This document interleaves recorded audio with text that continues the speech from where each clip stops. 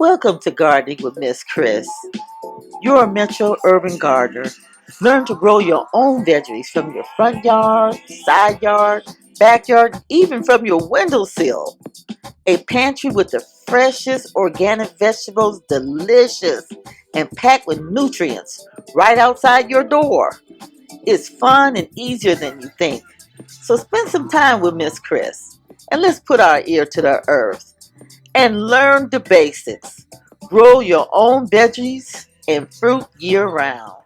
Squash plants are actually very beautiful plants. They're lush, the leaves are gorgeous, but the leaves can actually work against you because what they do is they overshadow the flowers, and bees are lazy and they would rather go to something quick and easy. So instead of pollinating my squash flowers, they're going to run to something that's easier to get to. Also, having all these leaves, this creates a situation where it's not good airflow, and next thing you know, I'll be dealing with powdery mildew.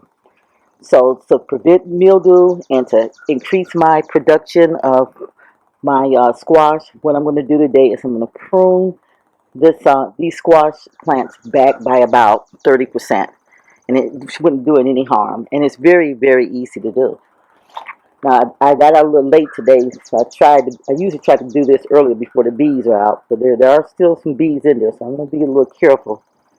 You can just snip them off with your hands, but because the bees are there, I'm gonna use some scissors.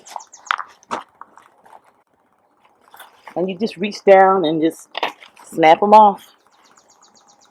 See, and you're gonna see, you want to get the ones that are the ones that are closest to the ground first. So we get all these off the ground.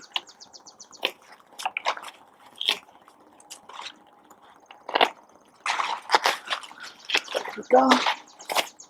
I see the bees are working their way in there. Create this good airflow.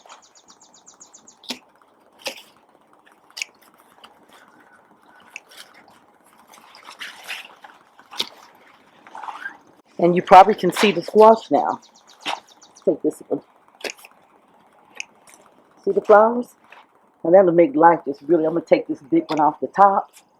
And this big one off the top. I really want my bees to have an easy way to pollinate my flowers so I can get these beautiful squash plants.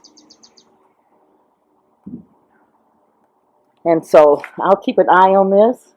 Also, I'm looking out for any squash bug eggs, and actually I was on top of it early in the season, so I really see them now. I got to them when they first got started. So maybe I just check the leaves every day, and I don't see any squash eggs, bug eggs on here at all. And I don't have a problem with vine borers either, because what I did is I used to plant my squash in my front yard since it's such a pretty plant, and I would plant it with zinnias around it. But this year I decided to plant it back here because I had a vine borer problem, so they haven't been able to find it. And lo and behold, here goes the squash bug eggs. You see that? So all I'm going to do is put this in a jar of soapy water. And if I let this sit there in about 2 weeks, it looks like it's about 12 eggs on there. In 2 weeks, it would have been 12 squash bugs that each would have laid about 12 eggs. So that's something you want to stay on top of. Squash bugs are a problem pretty much early on when your plants are young, because what they do is they eat the leaves and suck the sap out of them. But as your plant gets older and stronger, it can really kind of fend them off. And so I'm going to continue to go through to see if I can find any more squash bugs and thin this out some more.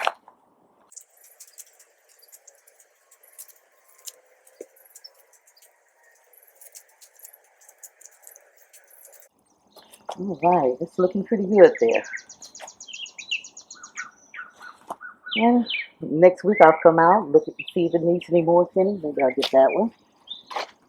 This big leaf looks like it's impeding over on this plant over here. We'll get rid of that one. And this one's impeding on that plant over there. Now we got plenty of air circulation, sunlight, flower exposure,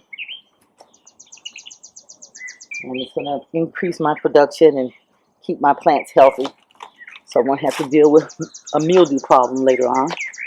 I'll nip it in the bud before it even gets started.